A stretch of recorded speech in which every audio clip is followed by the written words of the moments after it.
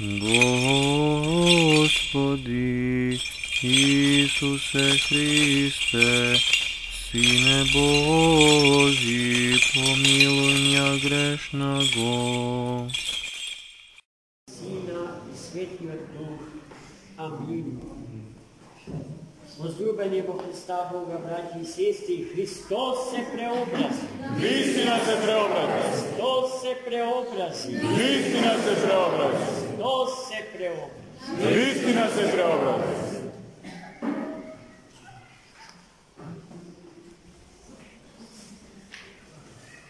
Тоа што денеска се случи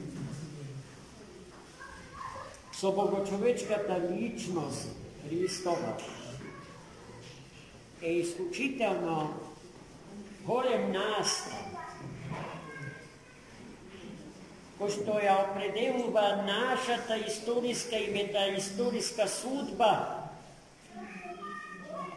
И не само на човекот, туку и на светот, а пораката што содржините на денешен празник ни ја упатуваат е вистински излез од сите безизлези во кои што западнало човештвото нам со време. Но чудесноста на денешниот свештено-историски настан била толку голема што Христос, главниот актер на денешниот настан, настанот на неговото свето и светло преображение,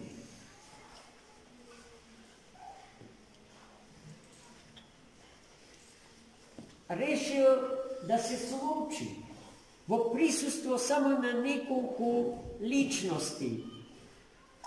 И откако се случи, ги замоли за преображението Христово да не зборуваат до неговото воскресение.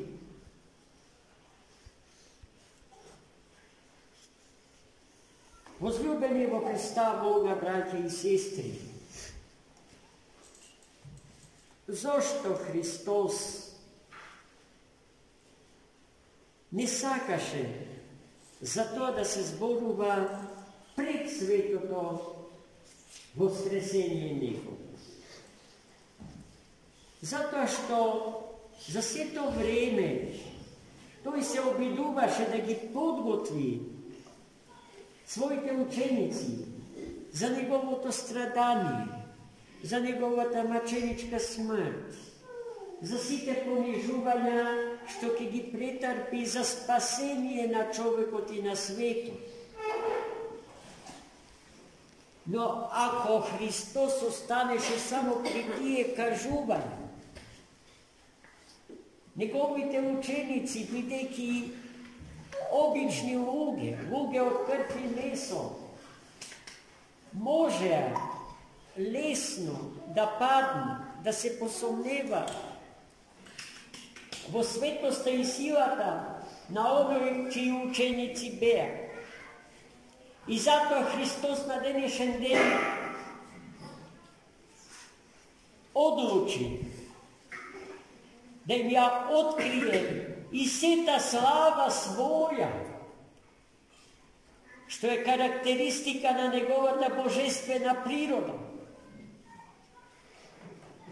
А се што до денеска се случуваше и ги восхитуваше сведоците на неговите божествени дела и чудеса, беше израз на неговата божествена моќ, израз на неговите божествени енергии и сили. А на денешен ден тој реши суштински да им се открие. И тоа, ако го употребиме методот на аналогија во толкувањето на библиските текстови и содржини, ne vodimo Stariот Завет, воден од кога светиот пророк Мојсеј, еден од сведоците на Христовото преображение на гората Тавор, разговараше лице в лице со Бога, без можност суштински да го познае.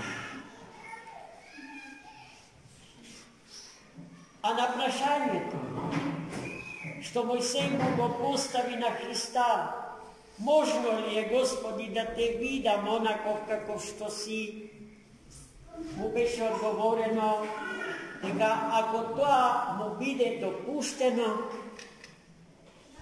во мигот кога ќе го види Господа ќе умри. Зарад непропорционалноста што постои помеѓу несоздадената природа Божја и создадената природа на човекот. Токму затоа и денеска на гората Тавор Христос и на своите ученици Петар, Јован и Јаков им се открива во сета своја слава,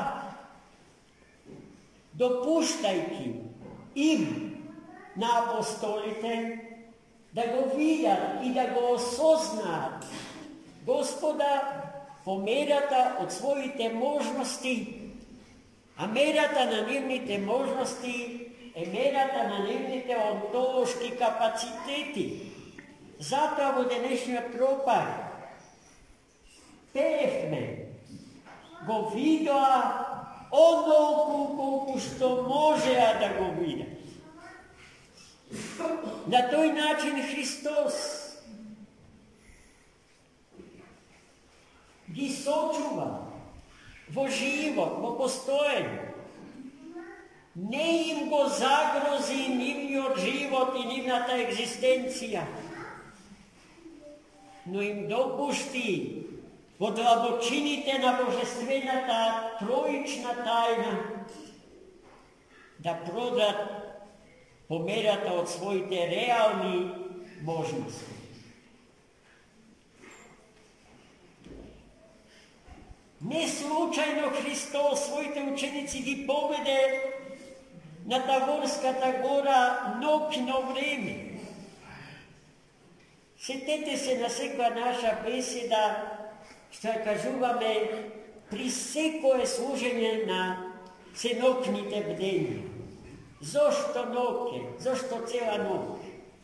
Зарад мирот, зарад тишината, зарад можноста светлината во темнината да заблеска во сиот свој сјај, со сета своја сила и моќ. Зошто Христос на врвот од гората Таворска, за која што се вели во Светото Писмо дека е висока планина, да, за тамошните географски простори, 500 метри надморска височина не е малечка височина, но таа височина споредена со нашиве планини е наивна. Но за света Палестина голема. Господ ми благослови и пред многу години јас се искачив на врвот од гората Таворска, каде што се наоѓа храмот на Светото Христово преображение и се разбира и тој храм, како и сите други светилишта врзани за историскиот лик Христов, се во раце православни. Зошто Христос поведе само 2 и 3 од своите апостоли? Затоа што меѓу 12 мина имаше еден кој што не беше достоен да ја види сета слава Господня. Ако само него го изоставе, а другите тргнеа по Христа, Јуда тоа ќе го искористеше за да го обвини Христа Господа и со тоа да го оправда своето предавство на Христа Господа.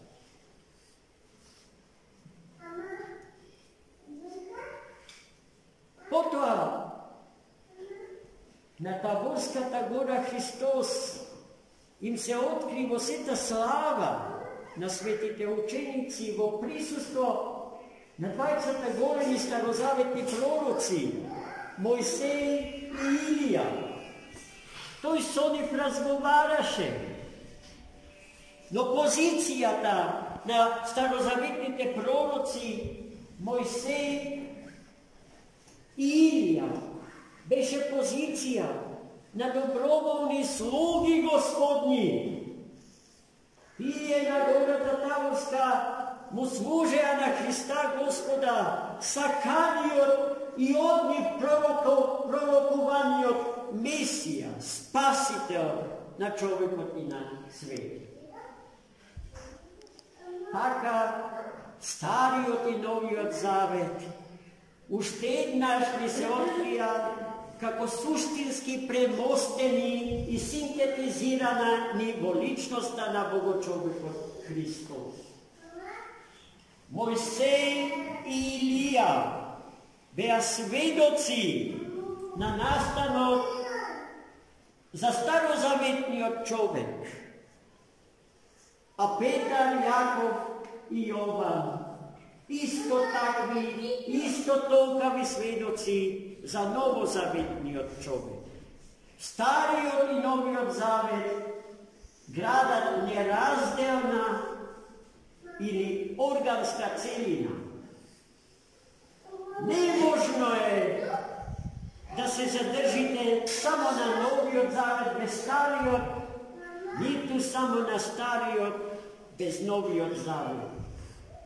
Тоа е една неделива целина и светото Христово преображение на Тавор ни го посведочи тоа. Како Христос се преобрази на гората Таворска? Во ноќта Христос целиот се претвори во надсветлоста светлина. Негов лик, вели апостолот, беше како сонце, а неговите облеки побели од белината на снегот. А таа белина зборува за белината, за чистотата, за безсмртноста и безгрешноста на човечката природа во личноста на Богочовекот Христос. Од овој настан, драги и сестри, ќе се развие цел еден теолошки систем, за кого што со право можеме да кажеме дека е врвот на христијанското богомислие, а е познат под името исихаза, молитвено тихование.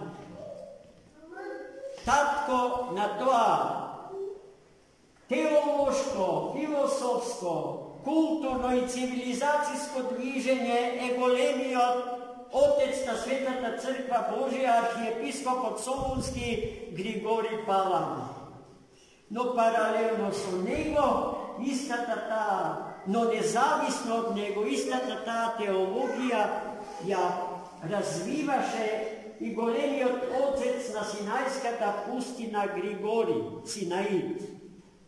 И двајцата, и Синаитот, и Паламитот, чекореа по овие наши балкански простори, а резултат на нивното дејствување е и овој манастир во кој што денеска го славиме светото Христово преображение, но и теологијата на светлината Божја, за која што толку мокно збореа светите исихасти. Од таа теологија произлезе несмртна култура и цивилизација. И токму таа, зарад нејзините библиски темели, е нашиот идентитет, од кој што никако по цена на живот не смееме да се одречиме. Господ милостив за свој символ на денешното негово преображение го има грозието што пред малку го осветивме и левот. Onaka kako što grozje to se preobrazuva vo vino, a vino to vo krv ta njegova. Taka pčenicata se pretvora vo brašno i od brašno to zamesenata prosvora, a prosvorata vo njegovo telo i soniv se pričestuvave na sveta, sekva sveta liturgija se razbira dokoliko sme dostojno i podgotveni, dobro podgotveni za to. I onaka kako što hranejki se so njegovata telo i njegovata krv cviti od putir pak, nije ugeto go doživame naši od tavor, naše to preobraženje. Vidiki čovjek je sozdanen i povikan da se preobrazi od Boga po blagodat. Blagodaten Bogo čovjek. To je celta, to je smislata na naše istorijsko postojanje, na site naših podvizi, osobeno na naš tvorečki život ili tvorečki način na postojanje. Gospoda ne blagoslovi, ušte posmelo, ušte porešitelno, osobeno v ovje krizni vremenja, da mu pristapuvame na Hrista Gospoda, da se hranime so lebotna životot i so vodata živa što istekuva od sveti od putir, da bi se preobrazile vodoj so ko što se hranime. Amin.